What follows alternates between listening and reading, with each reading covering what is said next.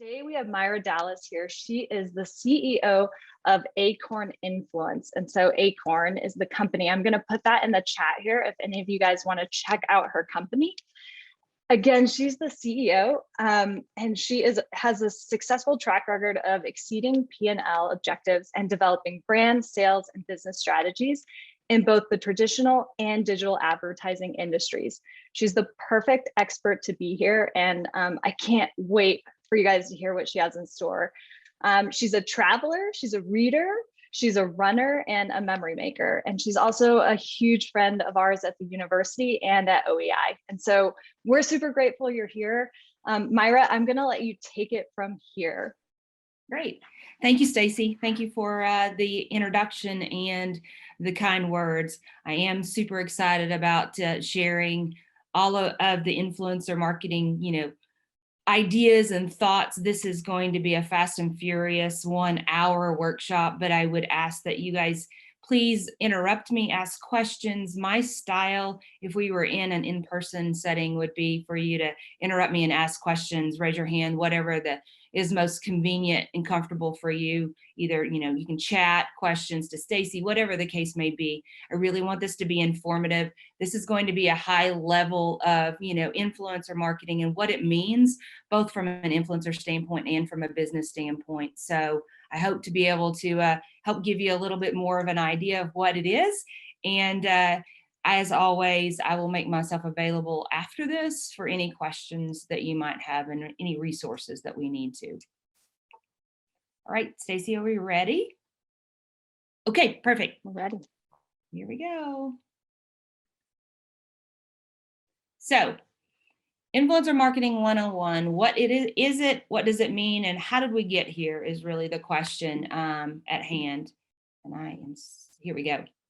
This is an entry into, do you want to be famous? Are you famous? Really, what does that mean for individuals and for businesses? There's lots of roles and responsibilities, and interesting enough, and in a recent survey to young students, high school, middle school age students, they're asked, what do you want to be? And many of them say they want to be famous and Insta famous or YouTube famous or TikTok famous. There's a lot of interesting things. And I think this is one of the first times I read in that recent article that is the response, that kids want to be, making money via the social world that we're living in and existing in today. So we're going to dive into that. This is a little bit of, there's lots of trends. There's a lot of trust around influencer. There's also, on the opposite viewpoint, some influencer fraud. And what does that mean? How do we get around it? How do we make sure that we are doing the very best that we can to control and create that trust? There's Google Trends that you can do research on. We really have surpassed that printed digital, once was advertising in the way that people communicated. Social media, the influencer world really has taken on, that and surpassed and will continue to do so. Why influencer marketing and what is it? Let me just kind of step back and share for just a minute. Consumer trust. How do you engage?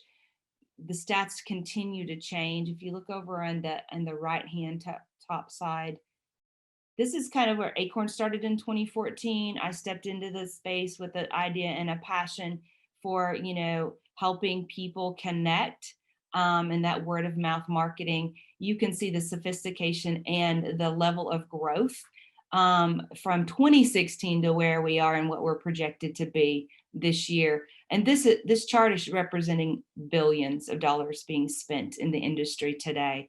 So going from where it was at less than $500 million in 2014 to we are projected to be 13.8 billion.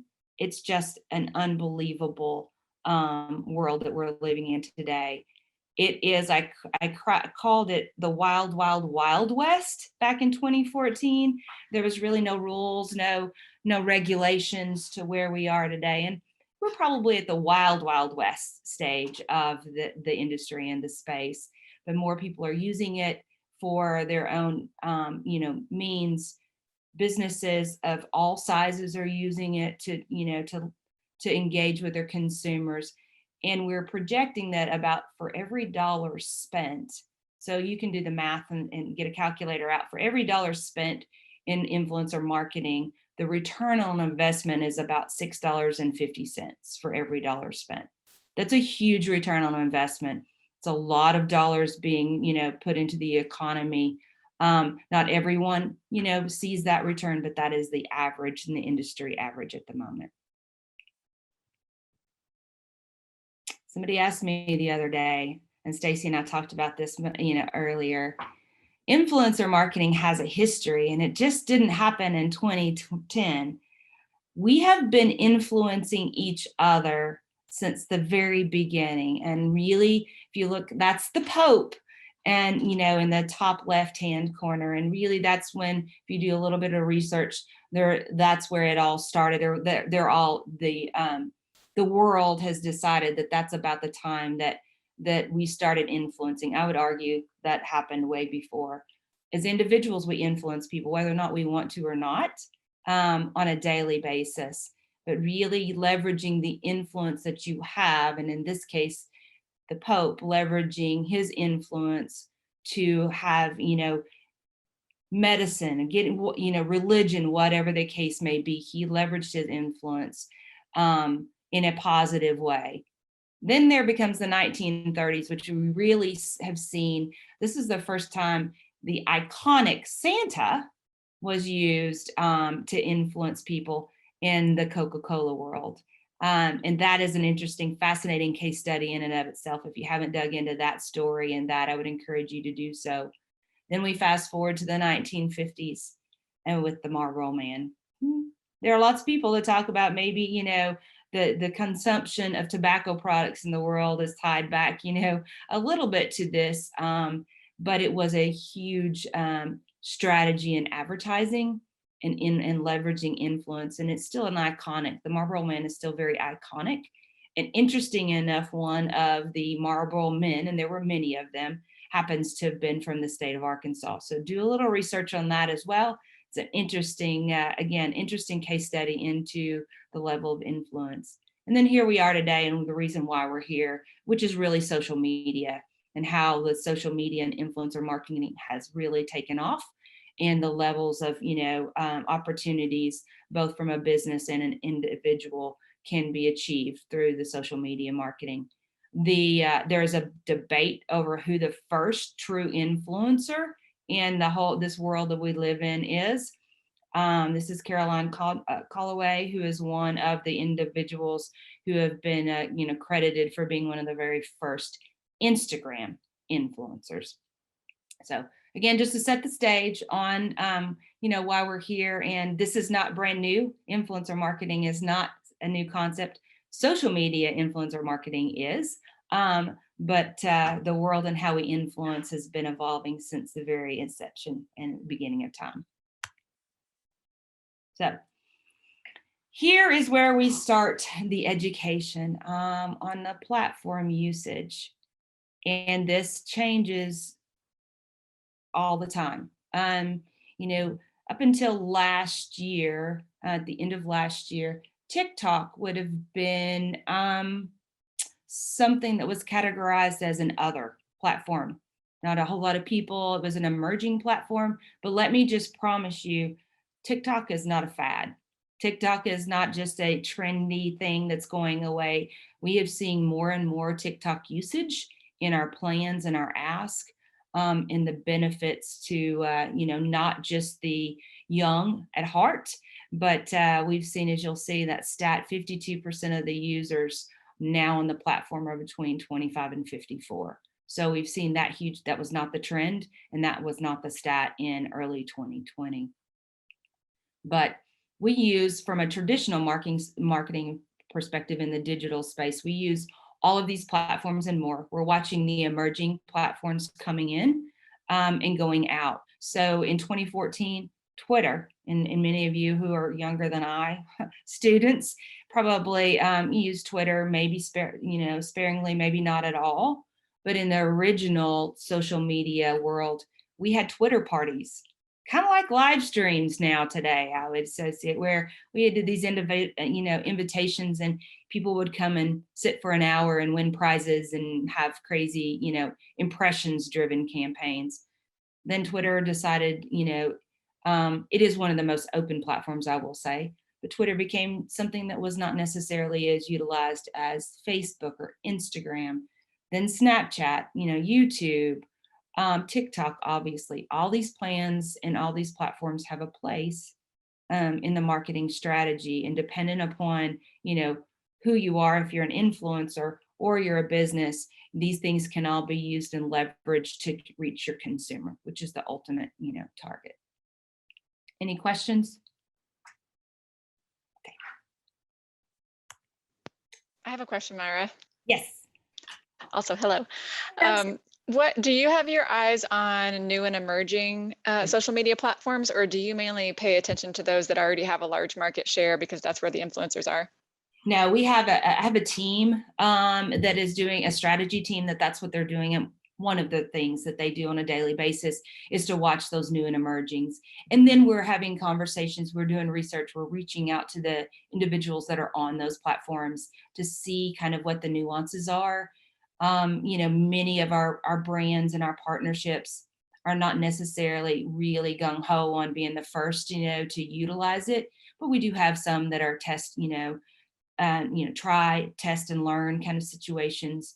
But yes, absolutely. TikTok was one of those, for example. Snapchat was, we have used and introduced platforms that sometimes they were successful, sometimes they weren't. We're really watching, and there's a lot of them.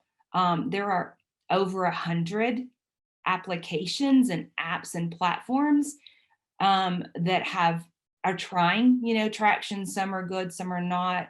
Some are, have lots of participation, but maybe not in the traditional plans that a business would want to use them.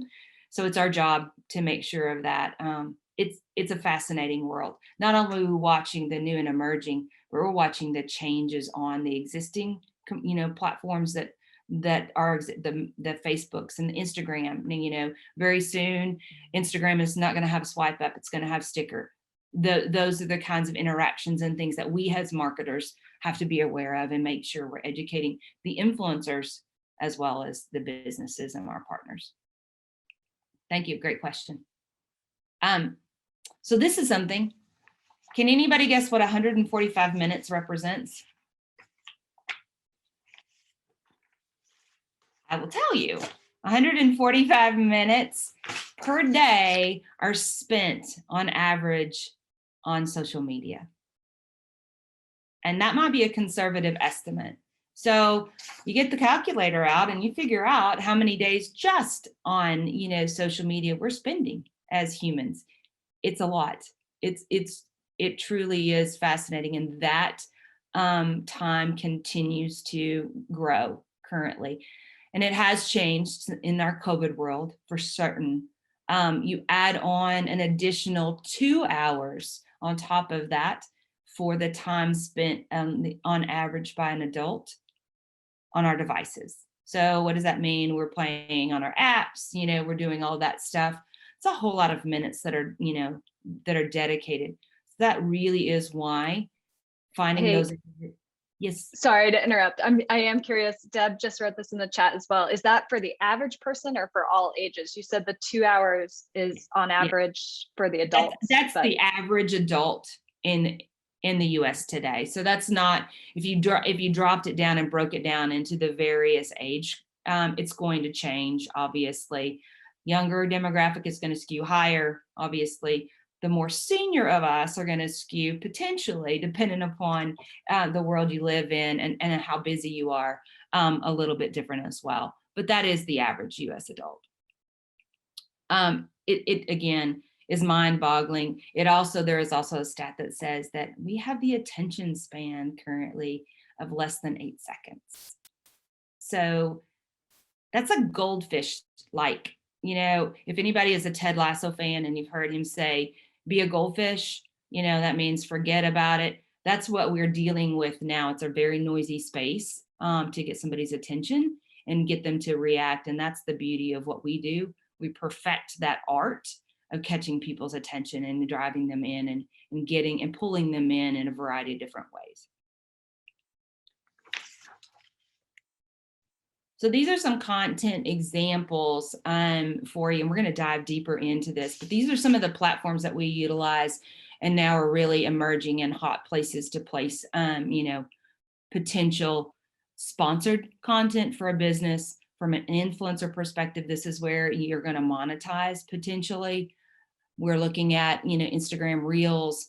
That's a TikTok. These are all Acorn, so I will call that out. These are all content that we have created on behalf of some brands. So you can see the variations and the differences in, stories, Facebook, Pinterest, anywhere that a consumer, resides and is consuming. That's where we're going to meet them. And that's the goal of social media and marketing, is to meet them where they are. I'm surprising Ducky with a present for the holidays. I'm going to play He's this. been such a good boy this year. I wanted to make sure I surprise him with some of his favorite treats. These are the True Chews pet treats. We got these ones from PetSmart, and I got him the premium jerky cuts with chicken and the premium grillers that are made with real steak. I'm getting his present ready, and I'm going to write him a card. It says, "Dear Ducky, thanks for being the best little pup this year. I love you."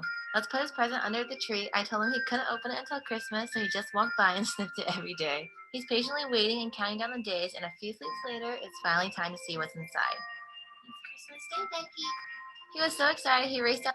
So you can see, it can be anything from bringing your pup into the mix, and trying to engage an audience with fun. There's a lot of things. I jokingly say, if you put, a puppy, a cute little animal, something in the mix of your content, you're going to grab somebody's attention and pull them in. So these folks have great engagement, and they know how to engage with people and get them to pull in to take an action. So now we're going to really get into what makes you famous. Does anybody on and I can't see everybody, so I'm not real sure who's on. Does anybody know who this is? You can use the chat or just speak up if you do. This has to be. That's Charlie. It is Charlie. Does anybody know who Charlie is? This might skew a little bit younger. Charlie is TikTok famous, and she is one of, if not one of the biggest TikTok stars. She is everywhere, and the younger demographic probably would know. Some of us older, may not. It's my job to know, so I will tell you. She's probably got 45 million followers on TikTok, and she became famous, if you will, because of her, dance, which is what TikTok's known for a little bit. But she truly has this whole famous. She's celebrity famous, and she is one of those true social media famous individuals. Do you have to be 45 million? No. Do you want to be famous? That comes with a whole lot of, roles and responsibilities. There's a whole lot that we think about when we're talking, and I want to make sure you don't have to have 45 million people to be famous, right? You don't have to have 45 million people and followers to have a value to not only your own brand, because a community, your followers follow you for your passion and your reason, but from a business perspective, you don't have to have 45 million people to promote your business, help you reach your consumers. Many of our individuals, we call them nanos, and I'm going to give you some breakdowns on the classifications for influencer. A nano would be someone who's got 10,000 followers or less. Those individuals really, for small businesses, are because they're generally community around their area of residence. And so they have a great ability to influence individuals within their follower count and their sphere. So we really encourage people. They have a higher engagement rate, which means, what does an engagement rate mean? Engagement means that somebody has taken an action, a like, a comment, or whatever on what they've created, and they can really drive their individuals to your business. So we find, and we encourage a lot of nanos being utilized in programs, again, to help, really grab a hold of those individuals in a particular region or, or DMA. The next level would be a micro, and that's 10 to 50,000 individuals on a particular platform. That's not their collective influence, because many of these individuals have multiple profiles on multiple platforms, but they all have one true hero. We call it platform. The next one would be what we call a power middle. And those are the individuals that are utilized most often in plans that we write for individuals, because they really have great influence. They still are small enough that their community and or their followers are uberly engaged in them, and they still have a very high level of engagement rate. Then the next level would be a macro. That's 100 to 250,000 individuals on a particular platform. Mega is 250 to 500,000, and then a celebrity is 500 to 1 million or more. Charlie's 1 million or more. She's considered a celebrity. And she is, you pay for celebrities too, from a cost perspective. Myra, do you mind if I ask you a quick question? Yeah. You just talked about engagement rate. And so I'm curious, when you're saying that, what do you mean by engagement for, if there's different platforms? There is. And so everything is measured regardless of, it's an agnostic measurement, if you will. Typically, when you're looking at KPIs, those key performance indicators, you're looking for an impression. So that's traditional media impression. So it's the number of followers times the number of potential opportunities that they're exposed. And engagement is really where we find and have tried to uberly focus people back.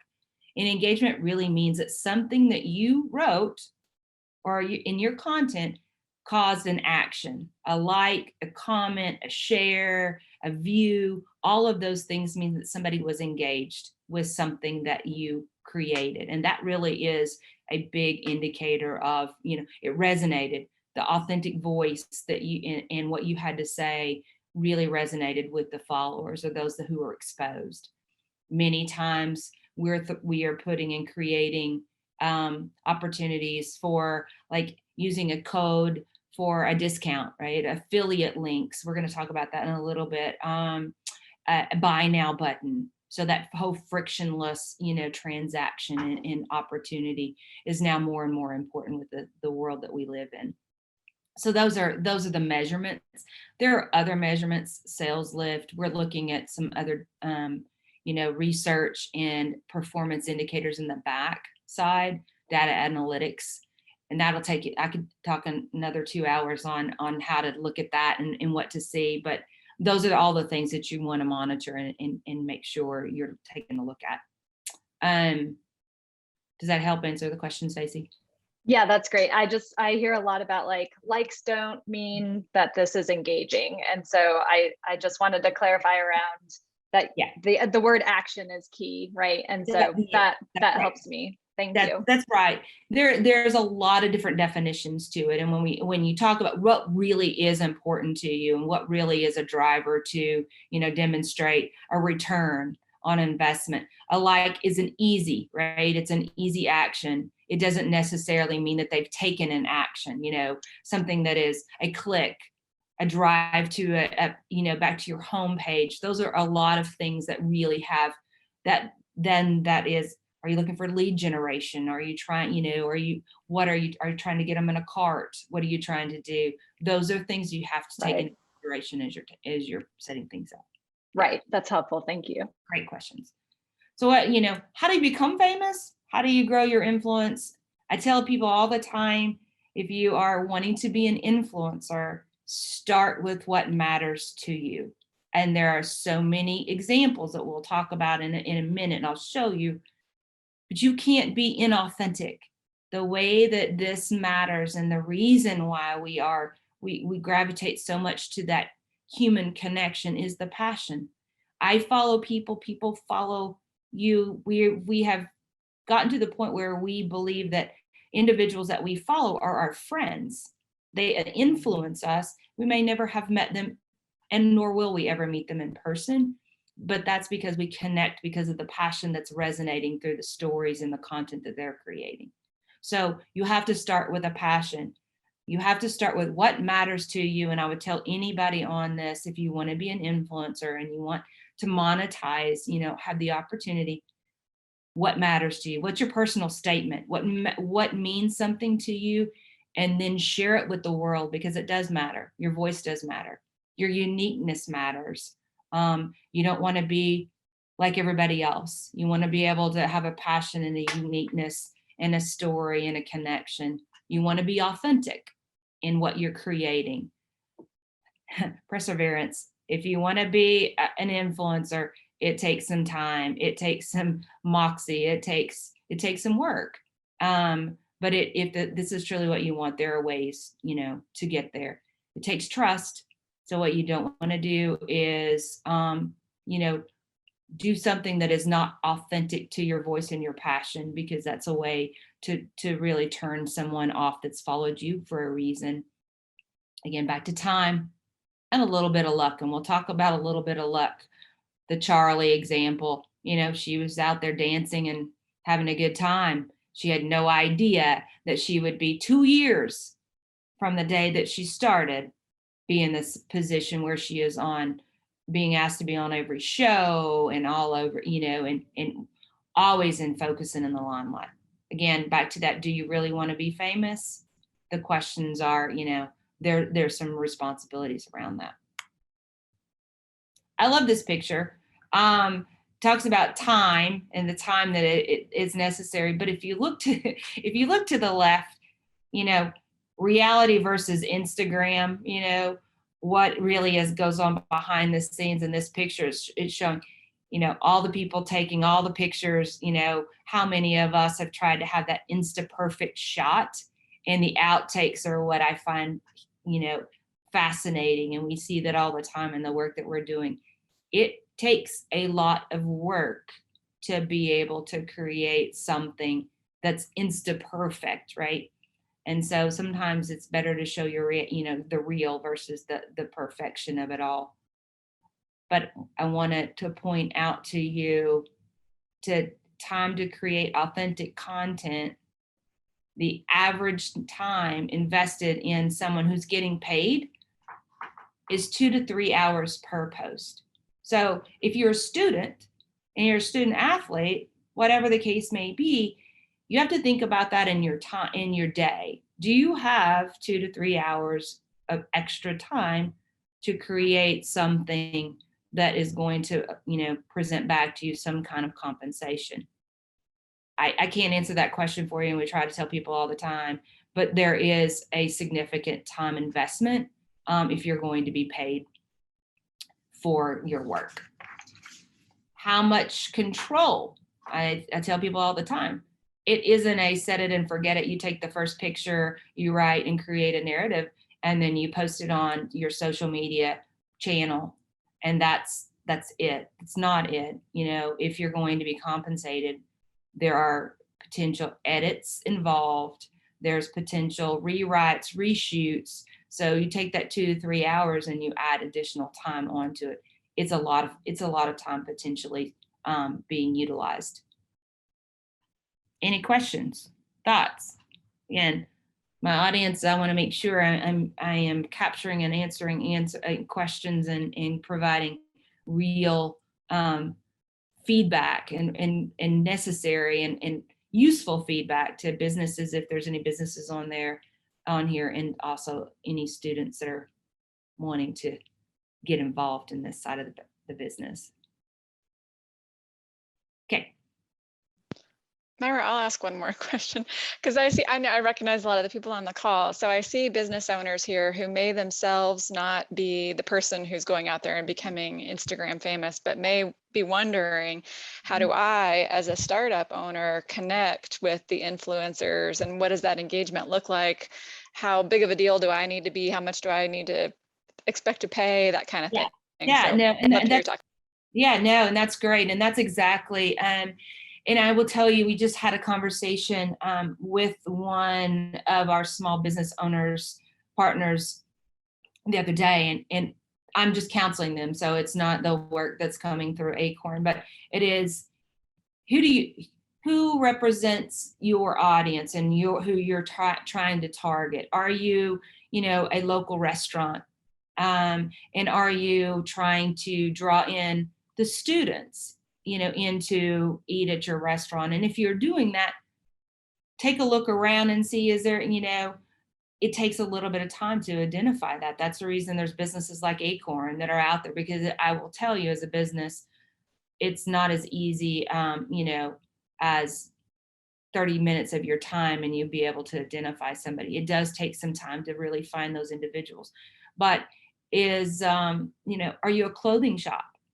And, you find some individuals that are local, that you follow. Ask your friends and family and all of, and your grandkids, for me and my 25-year-olds, who do you follow? Who matters? Because if that's the individual and the demographic you're after, that would be where you would start. Find somebody that you like, or that someone you trust likes, and then you reach out. And this is where the difficulty and the time starts. If you're reaching out to them, you can do it through a direct message. So you go on to, the Instagram handle and you send a direct message, because many of them, that's the only way you can communicate with them. For us, and I just had this prime example for student athletes, the NIL. Many of them trying to find across the country for a particular program, we were having difficulties trying to contact them because they're not easily, reachable. So you DM them, you email them. Most of them don't have phone numbers, so you can't. I would caution you against, as a business, and on the flip side, if you're an influencer, and putting a comment in their feed and saying, hey, reach out to me. I've got a deal for you, or I would like for you to, there's a lot of fraud going on. We're seeing a lot of it. And if you look at anybody's post, there's a ton of that happening right now. So I would strongly discourage you from that being the way you reach out, is in their feed. The more legitimate way to do it would be through a direct message to them. Does that help? It takes it does truly take a lot of time. And I'm happy to help give some people some guidance, especially businesses, in how to do that and how to set up your personas, because that's a big thing too. And we could talk another hour or two on personas and how to build your personas and understand who is your target audience, who's consuming, media, who's consuming your products, competitor, all that set. There's a lot of that, work that needs to go into to truly understand how to leverage this. Any other questions on that? I may not have answered that correctly, but so now, how much can you make, or how much should I pay? And that's a huge, again, wild, wild west out there. There are, payment terms. What do you, all of those things that really you have to think about. How do I want to pay them? Do I Venmo them? Do I write the check? Do I give them store credit?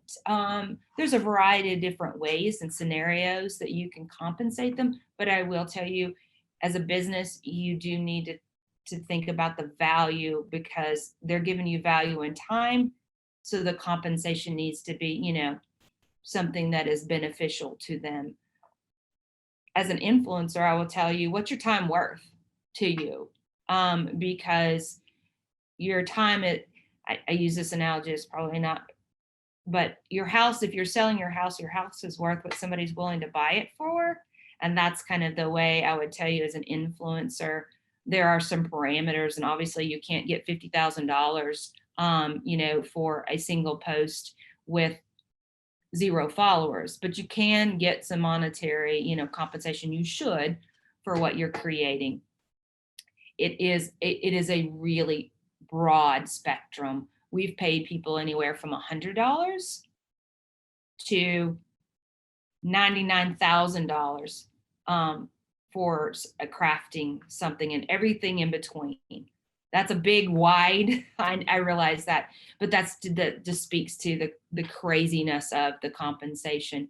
I will tell you that it's fair market value, and there are some you can research and see, you know, some level of compensation guidelines, but for the most part, if you're being asked to do a social media post that's going to take you 2 to 3 hours, then are you doing it for purely compensation, or are you doing a combination of, you know, product plus compensation, or are you doing affiliate links where you're getting, you know, paid every time somebody clicks on a link? There's a lot of different strategies and ways that you could be compensated.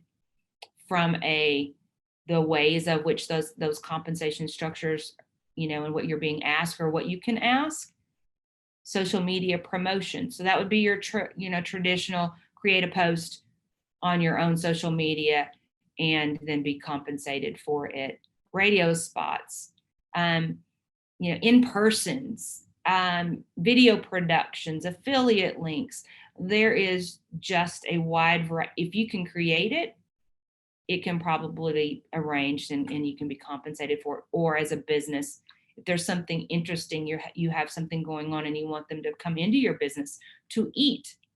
If you're a local restaurant, I use that example a lot, but if you're a local restaurant and you want someone to come in, you know, and eat every Tuesday for the month of October, then you should compensate them in a variety of different ways, but they have to be able to give you the opportunity to promote that coming in, right? And so you're encouraging people and you're using their social capital to benefit your business. Any questions on compensation? Because it gets asked a lot. There's a lot of negotiation and you learn some business skills. But businesses understand and really good at the negotiation, but so are influencers. This is a life skill, as an influencer, where you have the opportunity to negotiate. There's no reason not to ask. You can be told no, so you have to understand, really what you want. But on the business side, I would tell you, know what the value is and don't go beyond that value when you're compensating somebody for doing work for you. All right, anybody recognize this guy? This is Travis Kelce. For all you Chiefs fans, if they're not any Chiefs fans, then welcome to Travis Kelce's page. He has done a really great job as an athlete and a professional athlete of capitalizing on his value. We use him in some of our celebrity endorsements, live streams, that kind of stuff. But he has a passion for so many things. He has a passion. He is also kind of a, crazy guy, happy-go-lucky, and we've had to counsel him. And I will tell you, as a business, we've had to counsel him on not to use some of his colorful language on live streams. He's known for that, but some businesses don't necessarily need to be associated with that colorful language. But he has a passion for helping others, and he has a lot of charities and things like that. So I love that he is, he does capitalize on, profits and monetizes for some of the big brands that he uses, but he also is, someone who leverages his influence for the good of the nonprofits in Kansas City. So I love that about him. This goes into how do you leverage your influence direct with business. So the compensation again ranges, from a merchandise to monetization. Agencies such as myself, shameful, little promo here. There are times we have 21,000 influencers that we work with on a regular basis. So there's agencies like mine all over the country. They can help both businesses and influencers find, that common ground. There's the affiliate link opportunities, which you can see, click on this link. Amazon does a great job. I know we're in the backyard of Walmart, but Walmart does a great job too, but I also say Amazon does a great job of their storefronts. So you can click on and off platform. They utilize influencers to do that and create those shoppable, storefronts for them. So there's a variety of different ways to do that. But what do you need to be aware of? and this really goes and speaks to both business and to the influencers. You need to be aware of your responsibilities, because there are, when much is given, much is expected. And this is that situation. There are contracts and you need to understand, but you also need to enter a contract, both sides, because you need to set exactly clear as kind. We talk about that. I talk about that a lot in my organization. Be clear on what the expectations are.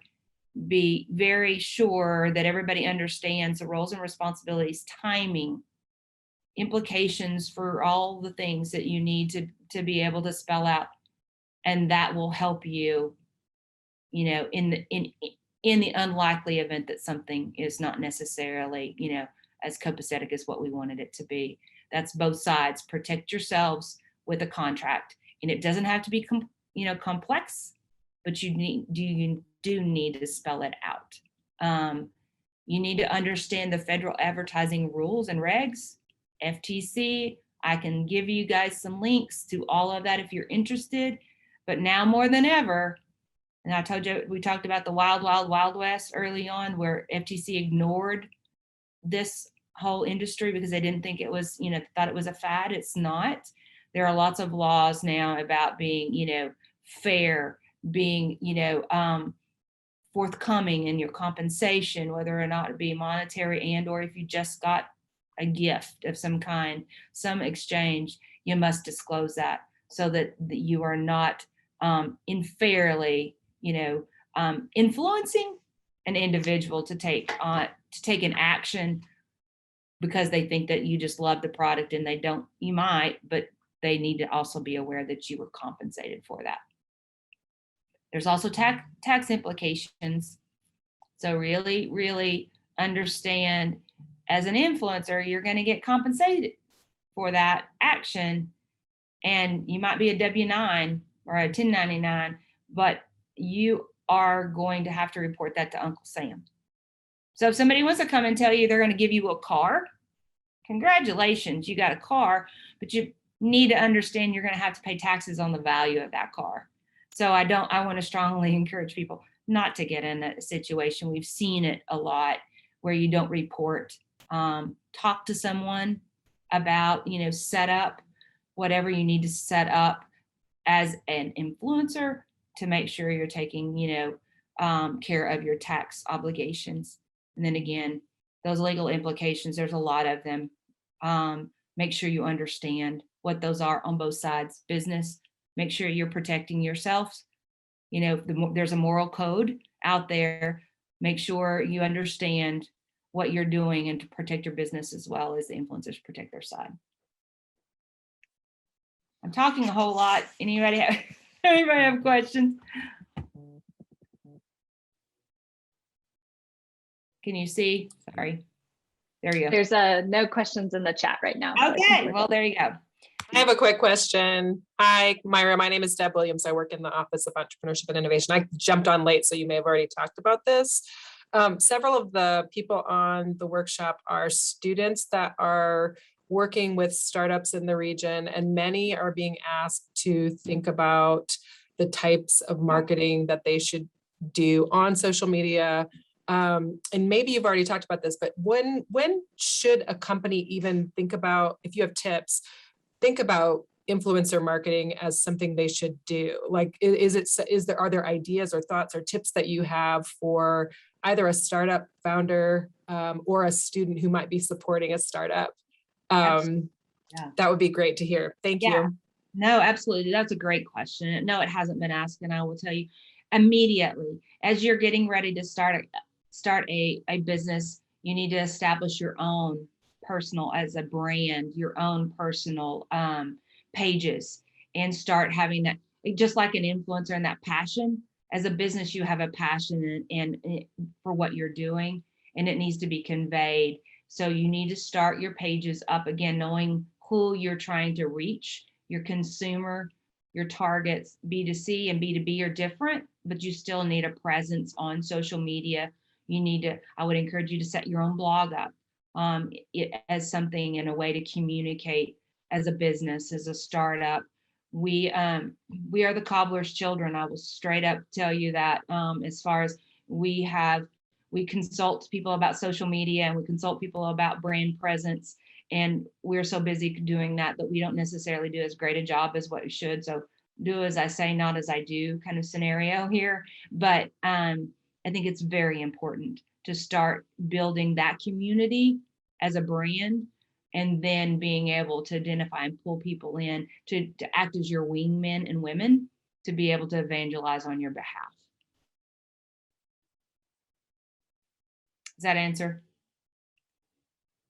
There's ways and strategies also, and there's guidelines about, from a business perspective, about how often and what platform you should be posting content to those platforms. It varies from platform to platform, and I'm happy to give you anybody that guidance and that information as well, because it is critical to how you build and how you communicate. Too much is a bad thing, not enough is a bad thing as well. So there's this nice blend that I'm happy to share with you. Thanks. Absolutely.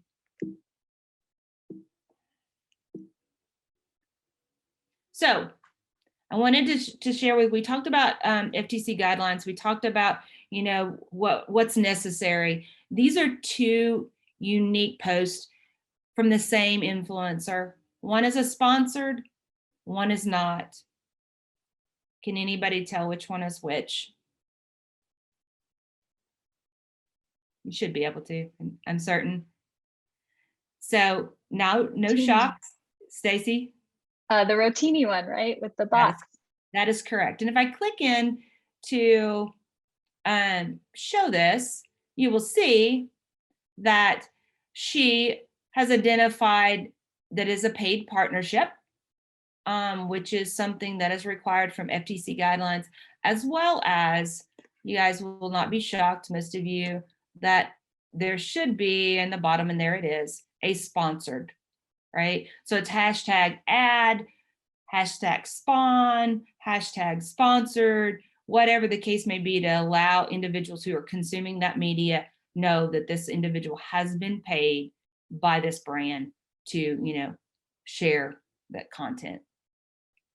But the beauty of the content remains the same, from paid to non-paid. And that is another thing that we talk about a lot with our influencers, is you need to have a nice balance between the two.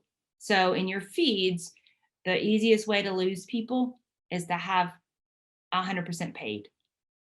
You again, back to that passion, back to that authenticity, what matters to you, what means something. Those things are incredibly important on a brand side as well. So having those, make sure that if anybody is working for you, that you look and see there's a human aspect to what we're doing, the art piece of it, that crafting of this beautiful imagery and message. But it also shouldn't be, if somebody went to their feed, 100% paid all the time.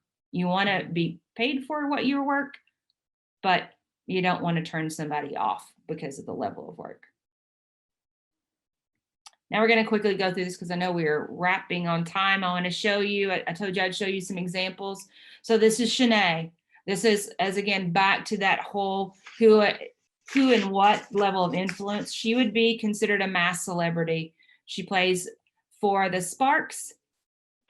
She gets paid. She is a sports analyst. She also is a basketball female WNBA player, and she is a spokesperson for Procter & Gamble. So Olay. This is one example. This is another example. Savvy Shields. We probably, if we're here in Arkansas, you may or may not know who that Savvy is.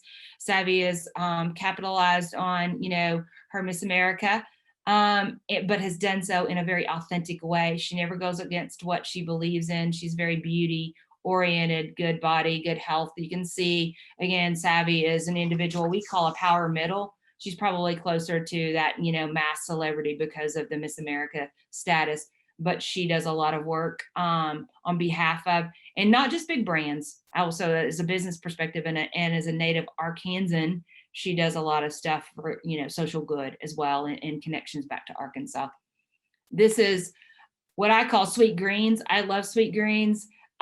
Miss Scott is in Arkansas. She is a vegan. I love her. She's super fun. Her level of influence has grown over and over. This is one of those things that I talked about, being passionate about what you do can bring you, great value from a monetization, but she never goes away from her passion. She would never post something that wasn't vegan in her life on her feed. That's just not who she is.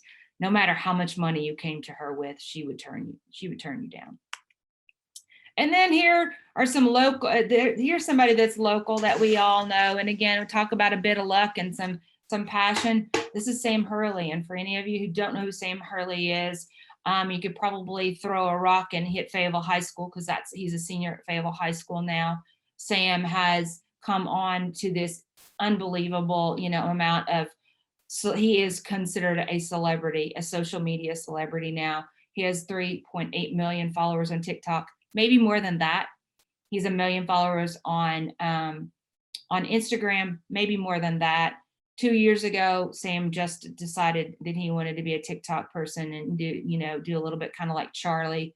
He happened to take a virtual year even before, because he was so famous that he couldn't go anywhere without being disruptive in the community. You can see in these two posts, if you were to click on them, he does paid and non-paid. So this is the right hand side is a Walmart, showing people how to do, the Walmart Express checkout. And then the right side is just his normal, funky, crazy stuff. Sam is a prime example and a local example of how when you're passionate and authentic, the luck comes, and the luck comes in some form of of compensation. He also is a Ralph Lauren model now as a result of his presence on social media. And I'm going to stop this. Sorry, there we go. No one needs to see Sam. This one is fun. I love this. This is Stewie 71. Stewie 71. This is Stewie and his grandma. And grandma is, super fun. She's quirky. They have gained 300,000 followers on Instagram in a very short time. They also have a TikTok YouTube channel, and it's all about grandma and her grandson. So again, showing that crazy diversity and from an influencer perspective. Then this one is another one that, again, talking about having a great idea and a passion. These two ladies decided that, Walmart, they crafted that name, created a channel, and now they have a magazine, they're constantly doing, but their feed is 100% sponsored, but it's 100% Walmart sponsored. So you know what you're getting. They do a lot of affiliate links. They do a lot of click nows, buy nows, but these are some very diverse, examples of influencers and how they're being utilized. So the final thing, how do you capitalize on your influence, or as a business, how do you capitalize and leverage, social media to your advantage? The first thing starts with great quality content. This is an example. There's a variety of different businesses here in this example. This shows you start with back to the passion, back to the, leveraging your influence, but do it in an authentic way. Final parting words to those who want to be influencers. What matters to you? Becoming socially influential results in, your passion and your love for somebody. So start with your brand statement. Create a brand statement. If you haven't, consider it. What matters to you? What do you want to matter to you?